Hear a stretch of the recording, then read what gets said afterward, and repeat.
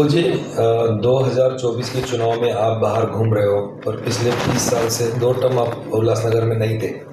और जब भी शहर की इमारतें गिरती है, बरसात शुरू होती है, इमारतें गिरती है, लोग मरते हैं, धोखादायक इमारत होती है, महानगर पालिका खाली करती है, तो क्लेम पूरा आपके ऊपर आता है कि 855 इमारतें पोगलानी ने बनाई थी, अभी वो गिर रही है, शहर का नुकसान आपने किया। क्या कहोगे? ऐसा मुझे नहीं लगता है। जो भी लोग बोलते होंगे तो वो गलत बोल रहे हैं। मैं लोगों से या शहरवासियों से या बाकी किसी से भी ये पूछना चाहूँगा कि मेरे टाइम की जो बिल्डिंग्स बनी हुई है उसमें से एक बिल्डिंग का नाम खाली मुझे बताए जो धोखादायक हो या गिरी हो। एक बिल्डिंग का नाम बताएं तो जो बोलो मैं हारने के लिए तैयार हूँ। 1992 से पहले की कोई भी बिल्डिंग हो। यानी आपके समय की बिल्डिंगें गिरी नहीं है, ऐसा आपका कहना है? बिल्कुल, सवाल ही नहीं पैदा होता है। हम लोगों ने, हमारी सुपरविजन थी पूरी तरह से, बिल्डिंग्स के ऊपर सुपरविजन थी और कंस्ट्रक्शन आज भी उनकी मजबूत कंस्ट्रक्शन खड़ी है। एक बिल्डिंग का तो कोई नाम ले वे ना यार, पप्पू कालानी के टाइम की कोई बिल्डिंग बनी है, एक बिल्डिंग का नाम लो। तो ये 855 का जब मामला आता है तो आपका नाम क्यों आता है आगे? ठीक है ना, अपोजिशन वाले बोलते रहते हैं, हमारे शहरवासी नहीं बोलते हैं, लोग नहीं बोलते हैं। ये पॉलिटिकल अपोनेंट, उनका काम है अपोज करना और इसमें कोई गलत बात भी नहीं है। वो अपोज करते हैं, खिलाफ बात करते हैं, दिस इज राजनीति। तो जो अभी के जो उम्मीदवार है कुमार आलानी, उनका कहना है 20 रुपए स्क्वायर फुट पे आप लेते थे। नहीं, ठीक है ना, उनका कहना है ना। बिल्डर्स जो जिन्होंने बिल्डिंग बनाई उन्होंने बोलना चाहिए कि पप्पू कालानी ने 20 रुपया लिया। मुझे कोई खरीदार नहीं है, ना ही मैं, मेरा बिजनेस पहले देखता हूँ, मेरा परिवार पहले देखता हूँ, उसके बाद बाकी दुनियादारी। तो मुझे कोई खरीदार नहीं है। टिल टुडे अगर ऐसा हुआ करप्शन में किसी ने भी मुझे, शहरवासियों में से या बिल्डर में से किसी ने भी उंगली उठाई होती कि हाँ पप्पू ने हमसे 20 रुपया स्क्वायर फीट के लिए लिया है, तो फिर बात अलग होती थी। तो ये रेपुटेशन जो आज मेरी है नॉन करप्ट, वो रेपुटेशन मेरी नहीं रहती थी।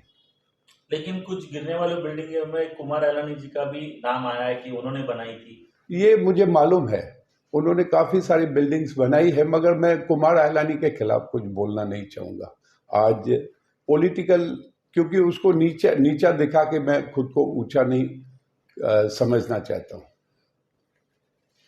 दुनीचंद कालानी जो थे वो आपके गुरु थे, तो उनके बारे में आप क्या बताएंगे? नहीं, वो मेरे गुरु थे ना, उनका गुरु थे, उनकी गाइडलाइंस थी। जब मैंने 1986 में चोरियां और करप्शंस जो बंद करवाई थी उसमें उसका हाथ तो था, वही कारण है कि उसका मर्डर हुआ। और मेरे ऊपर भी 3 बार अटैक हुई थी बिकॉज ऑफ, क्योंकि मैंने चोरियां रोकी थी और साथ ही साथ में करप्शन रोकी थी। उससे मैंने शहर को बहुत सुंदर बनाने का सपना देखा था। पैसे आ गए थे, कल्याण अम्बरनाथ रोड बना, स्ट्रीट लाइट पोल्स लग गए, घर घर तक पानी पहुंचा, बेरोजगारी कम होने की, बेरोजगारी बहुत सारी कम हो गई थी। हमने बहुत लोगों को सपोर्ट किया, इंडस्ट्रीज वालों को। यह हकीकत है, दुनीचंद कालानी हमारे गुरु थे और उनकी गाइडलाइंस थी। दुनीचंद कालानी जी की जो हत्या हुई थी वो किसने और क्यों की थी? देखिए, मैंने आपको बताया, वो करप्शन के, जैसे कालानी परिवार, हम लोग करप्शन के खिलाफ है, दुनीचंद कालानी भी करप्शन के खिलाफ थे। चोरियां इतनी, हमारी बजट बढ़ने का कारण करप्शन रोकी गई और चोरियों को रोका गया। 5 करोड़ की बजट 4 महीने के अंदर 25 करोड़ की बजट बन गई। तो उसकी वजह से दुनीचंद कालानी का मर्डर हुआ और कराने वाले वही जिनको वो फायदा हो रहा था, जिनकी चोरियां हम लोगों ने बंद की थी। कई बार विरोधी और ऐसे बोलते थे कि शहर को सिंगापुर बनाने वाले थे, सिंगापुर बनाने वाले थे। आपने शहर को सपना दिखाया था सिंगापुर का। सपना नहीं दिखाया था, मैंने सिंगापुर बनाना था और 1 साल में मैं 25 बार सिंगापुर गया था, ये हकीकत है। मगर मुझे एक मॉडल देना था सिंगापुर का। गोल्ड मैदान के सामने जो इतनी सारी ज़मीन थी, अबाउट 50 एकड़ ज़मीन थी, उसमें मुझे सिंगापुर मॉडल देना था, जो खाली ज़मीन थी। मुझे पता नहीं था कि ये ज़मीन पे कुछ बिल्डर्स लॉबी का ध्यान है, इसमें कुछ मिनिस्टर्स की भी इन्वेस्टमेंट थी और मुझे सजा दिलवाई गई। कौन थे वो मिनिस्टर्स, आप बताएंगे? मैं नाम लेना जरा सही नहीं समझता हूँ। आपके ऊपर हत्या के आरोप लगे, आपको सजा हुई, तो आप जेल में भी गए थे, चुनाव भी नहीं लड़ सकते हो, तो मामला तो दर्ज हो चुका है। देखिए, सजा जो है वो दिलवाई गई थी बिकॉज ऑफ दैट लैंड। मतलब किस तरह से अपने सजा हो गई है, गुनाह तो हो गया है, फिर आप कह रहे हो कि सजा दिलवाई गई थी ना, सजा दी गई नहीं थी। और मैं बताऊं कि पता नहीं जुडिशरी के खिलाफ शब्द बोलूं या नहीं बोलूं, एक जज ने पूरी हियरिंग ली थी, जजमेंट देनी थी बाकी, तो जज की ट्रांसफर हो गई और फिर मुझे सजा दिलवाई गई। हियरिंग एक जज ने ली है टॉप टू बॉटम, और फिर जजमेंट के टाइम पे दूसरे जज की ट्रांसफर हो गई, उसकी ट्रांसफर हो गई और मुझे सजा दी गई।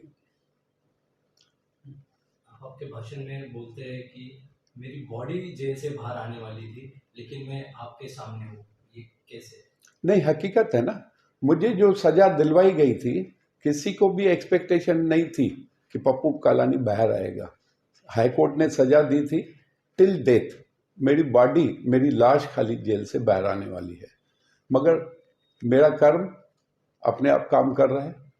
गोर गरीब लोगों की सेवाएं मैंने की थी, गोर गरीबों की दुआएं मुझे मिली। ज्योति कालानी दिन रात पूजा किया करती थी, उनकी पूजा ने और लोगों की दुआओं ने ये चमत्कार करके दिखाया। मैं लोगों के सामने आज भी मजबूती के साथ में खड़ा हूँ। उल्लासनगर शहर के कंक्रीट के रास्ते, ये पूरे भारत में पहली बार उल्लासनगर में बने ऐसे कहा जाता है, तो उसके बारे में लोग बहुत चर्चाएं करते हैं, हमें जरा विस्तार से बताइए उसके बारे में। नहीं, हकीकत है ना, सीमेंट कंक्रीट रोड जो हमने उल्लासनगर में बनाए हैं, वो आज भी आप देख सकते हैं उसकी क्वालिटी कैसी है। It was because of quality का कारण करप्शन नहीं थी वो टाइम पे। आज जो भी रोड बनते हैं उसमें इतनी करप्शन है, तो आप क्या एक्सपेक्ट करेंगे कि 1 करोड़ का रोड होगा और उसमें 70 लाख रुपए की करप्शन होगी, तो कैसी क्वालिटी लोगों को मिलेगी। और आज तो टेक्नोलॉजी उल्टा बहुत अच्छी है, जो मेरे ज़माने में रोड बने थे उससे भी अच्छे रोड बनने चाहिए, मगर करप्शन को कौन रोकता है? 70% करप्शन है। आप जेल जाने से पहले का उल्लासनगर और अभी आप घूम रहे उल्लासनगर, कितना अंतर है उल्लासनगर में और आजू बाजू के शहरों में? जेल जाने से पहले और आज में रात दिन का फर्क है। रोना आता है मुझे, मैंने क्या सपना देखा था उल्लासनगर को बनाने का, और उसी तर्ज पे मैंने काम भी किया।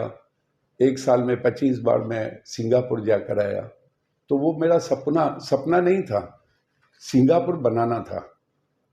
आज इस शहर को देखता हूँ तो रोना आता है, और आजू बाजू के शहरों को देखता हूँ तो और ज़्यादा रोना आता है कि जो शहर गांव की तरह थे, उल्लासनगर बहुत आगे डेवलप होते जा रहा था, आजू बाजू के जो शहर गांव थे वो आज शहर बन चुके हैं, हम लोग वहीं के वहीं खड़े हैं। पहले के इलेक्शन में और अभी के इलेक्शन में क्या आपको अंतर लगता है? बहुत अंतर है। पैसे का जो चलन है पहले इतना नहीं था, पैसे का चलन ज़्यादा हो गया है। किस तरीके से? यानी वोट फॉर नोट, ऐसे ही समझिए, वोट फॉर नोट। वोटर से क्या अपील करेंगे? बस वही कहना है कि मेरा जो सपना था और ज्योति कालानी का जो शहर के प्रति सपना था, उसको पूरा करने के लिए ओमी कालानी को वोट करें।